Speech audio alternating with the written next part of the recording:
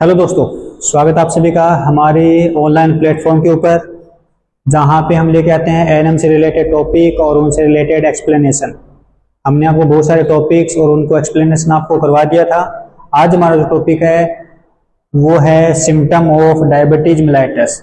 हमने इससे जो पहले जो क्लास ली थी उसके अंदर हम डायबिटीज मेलाइटस की डेफिनेशन बताई थी, उसके टाइप बताए थे और उसके कोजेज हमने आपको क्या थे एक्सप्लेनेशन किए थे। अब जो नेक्स्ट क्लास है वो है symptom of diabetes mellitus. Symptom of diabetes mellitus, देखो सिम्टम ऑफ डायबिटीज मेलाइटस के अंदर क्या होगा कि आपको 3P देखने को मिले। 3P मतलब पोलीयूरिया, पोलीडिप्सिया और पॉलीफेजिया। मेन सिम्टम क्या है? तीन होते हैं जिनको अपन 3P से क्या करते हैं डिनोट करते हैं। 3P, पहला P, दूसरा P और तीसरा P, जिसको अपन पोलीयूरिया, पोलीडिप्सिया और पॉलीफेजिया के नाम से जानते हैं। पोलीयूरिया में क्या होगा? यूरिन पास आउट का बढ़ जाना। अब देखना कभी भी कि डायबिटीज मेलाइटस का जो पेशेंट होगा उसके अंदर क्या होगा? यूरिन का पास आउट ज्यादा, मतलब वो पेशेंट क्या करेगा? बार बार में यूरिन को मतलब पेशाब करने की क्या करेगा? वो कोशिश करेगा, मतलब उसको बार बार क्या होगा? यूरिन पास आउट होगा। वो क्या कहलाता है? पोलीयूरिया। पोलीयूरिया का मतलब कि 2000 ml यूरिन पास आउट होता है 24 आवर्स के अंदर। 2000 ml यूरिन पास आउट होता है 24 आवर्स के अंदर। लेकिन इस डायबिटीज मेलाइटिस में क्या होगा? पोलीयूरिया होगा, मतलब यूरिन पास आउट होगा 2000 ml से ज्यादा 24 घंटे के अंदर। मींस 24 घंटे के अंदर 2000 ml से ज्यादा अगर यूरिन पास आउट होगा वो क्या कहलाएगा? पोलीयूरिया कहलाएगा। और ये किस में देखने को मिलेगा? आपको डायबिटीज मेलाइटिस में देखने को मिलेगा। उसके बाद है पोलीडिप्सिया।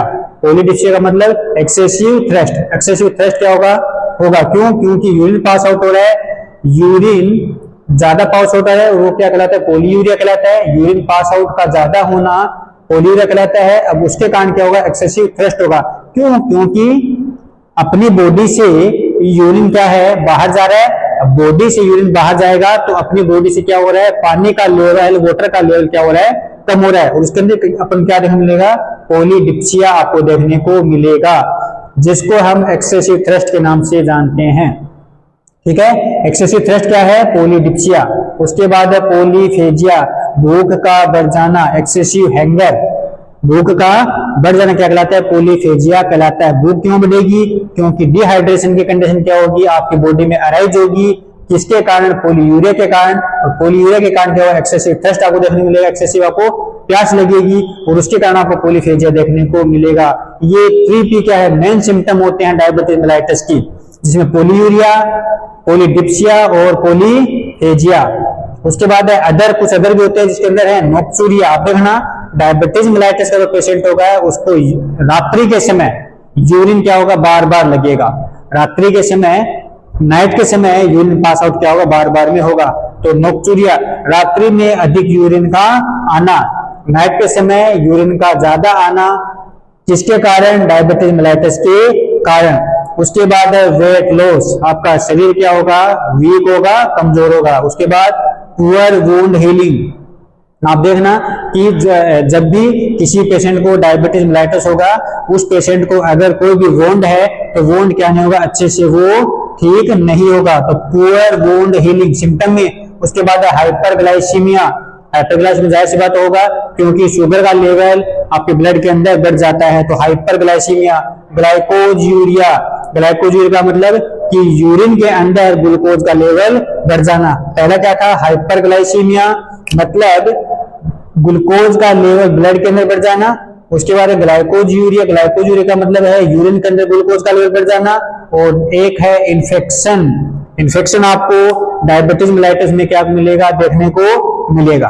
ठीक है, तो सिम्टम में पहले तो 3P, जिसके अंदर पोलीयूरिया, पोलीडिप्सिया और पोलीफेजिया। पोलीयूरिया के अंदर एक्सेसिव यूरिन पास आउट होना, पोलीडिप्सिया के अंदर एक्सेसिव थ्रस्ट, प्यास ज्यादा लगती है, और पोलीफेजिया के अंदर भूख ज्यादा लगती है।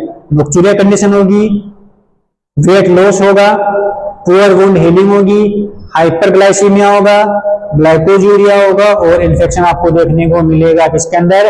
डायबिटीज मेलाइटिस सिम्टम के अंदर। उसके बाद है मैनेजमेंट, कि क्या मैनेजमेंट करते हो आप डायबिटीज मेलाइटिस का? क्या मैनेजमेंट होगा कि डायबिटीज मेलाइटिस क्या हो जाए, ठीक हो जाए। सबसे पहले है diabetic anti diabetic drug, most common metformin drug है, एंटी डायबिटिक ड्रग कहलाती है ना। सबसे ज्यादा मेटफॉर्मिन ड्रग क्या है, यूज में ली जाती है एंटी डायबिटिक के अंदर। तो मेटफॉर्मिन, ग्लिपिजाइड और फेनफोर्माइन, ठीक है। कौन कौन सी होगी एंटी डायबिटिक ड्रग के अंदर, एक तो मेटफॉर्मिन, एक ग्लिपिजाइड और एक है फेनफोर्माइन। ये 3 ड्रग्स क्या है, सबसे ज्यादा एंटी डायबिटिक के अंदर यूज में ली जाती है। उसके बाद है एंटीबायोटिक। एंटीबायोटिक क्यों दे रहे अपन, क्योंकि इन्फेक्शन के कारण हमको एंटीबायोटिक पेशेंट को देनी पड़ेगी। इन्फेक्शन है क्यों, क्योंकि सिम्टम के अकॉर्डिंग ही किसी भी डिजीज का ट्रीटमेंट दिया जाता है। जैसे जैसे उसको सिम्टम आएंगे किसी डिजीज के कारण, तो उन सिम्टम के अकॉर्डिंग क्या होगा, अपन को ट्रीटमेंट देना होता है।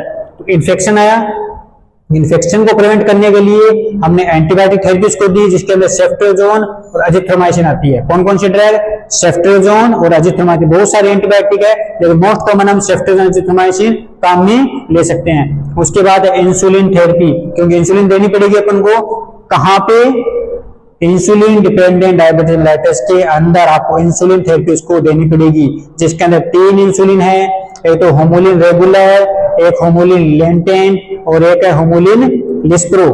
3 है जो क्या सबसे ज्यादा इंसुलिन थेरेपी में यूज में ली जाती है, होमोलिन रेगुलर, होमोलिन लेंटे और होमोलिन लिस्प्रो। समझ आ रहा दोस्तों आपको कि ये तो है डायबिटीज मेलाइटिस के सिम्टम। याद रखना 3P सिम्टम आपको देखने को मिलेंगे डायबिटीज मेलाइटिस के अंदर।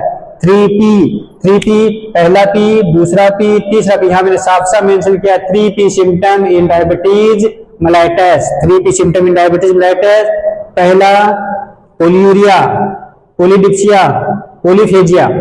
पोलियूरिया यूरिन का पास ज्यादा होना, पोलीडिप्सिया एक्सेसिव प्यास ज्यादा लगना, पोलीफेजिया भूख का बढ़ जाना। अदर सिम्टम में नोक्चूरिया, आप देखना डायबिटीज मेलाइटिस वाले पेशेंट को यूरिन में पास आउट ज्यादा होता है, तो नोक्चूरिया रात्रि में अत्यधिक यूरिन लगना, वेट लॉस होना, पुअर वुंड हीलिंग होना, हाइपरग्लाइसीमिया पक्का होगा, ब्लड के अंदर शुगर का लेवल बढ़ जाएगा, ग्लाइकोजूरिया ग्लूकोज का लेवल यूरिन के अंदर बढ़ जाएगा, और इन्फेक्शन। ये सिम्टम आपको डायबिटीज मेलाइटिस वाले पेशेंट में देखने को मिलते हैं। और ये है मैनेजमेंट किसका, डायबिटीज मेलाइटिस का, जिसमें एंटीडायबिटिक ड्रग मेटफॉर्मिन, ग्लिपिजाइड और फेनफोर्माइन। उसके बाद एंटीबायोटिक के अंदर सेफ्ट्रियाजोन और एजिथ्रोमाइसिन, और इंसुलिन थेरेपी के अंदर होमोलिन रेगुलर, होमोलिन लेंटे और होमोलिन लिस्प्रो। आज हमारा डायबिटीज मेलाइटिस का टॉपिक कंप्लीट होता है। हमने इससे पहले डायबिटीज मेलाइटिस की डेफिनेशन, कॉजेज और उसके टाइप आपको एक्सप्लेनेशन कर दिए थे।